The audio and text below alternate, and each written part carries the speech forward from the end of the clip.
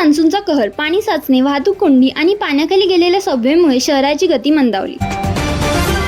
मुसळधार पावसामुळे मुंबई लोकल सेवेवर परिणाम. तिन्ही रेल्वे मार्गावरील गाड्या 15 ते 20 मिनिटे उशिराने धावत आहेत. आजपासून मान्सून पुन्हा सक्रिय. मुंबईसह राज्यातील 29 जिल्ह्यांना येलो अलर्ट. ताशी 40 ते 50 किमी वेगाने वारे वाहण्याचा इशारा. रात्रभर झालेल्या मुसळधार पावसाने मुंबईला झोडपले. अंधेरी, मालाड आणि मुलुंडमध्ये पाणी साचले. काही काळ मेट्रो स्थानकावरील वाहतूकही विस्कळीत.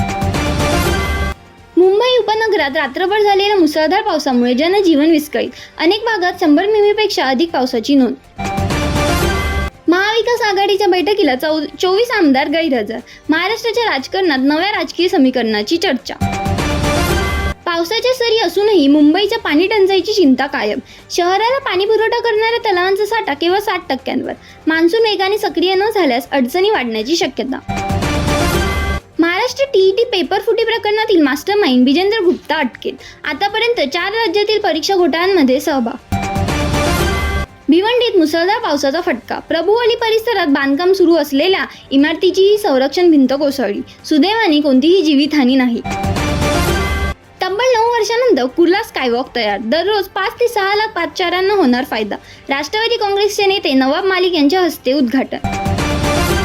मानपाडा चौकातील मेट्रो कामाच्या संत गतीमुळे दररोज वाहतूक कोंडी. कामाला वेग न दिल्यास आंदोलनाचा मनसेचा इशारा. बलात्कारानंतर अल्पवयीन मुलीची हत्या प्रकरणी पुणे विशेष न्यायालयाचा मोठा निर्णय. नरसापूर प्रकरणातील दोषी भीमराव कांबळेला फाशीची शिक्षा. पीडित कुटुंबाने निर्णयाचे स्वागत केले.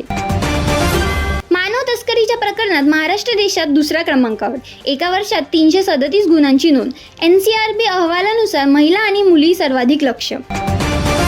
महाराष्ट्रातील मराठी व्यक्तीच देशाचा पंतप्रधान व्हावा, कोणत्याही गद्दारांनी नाही.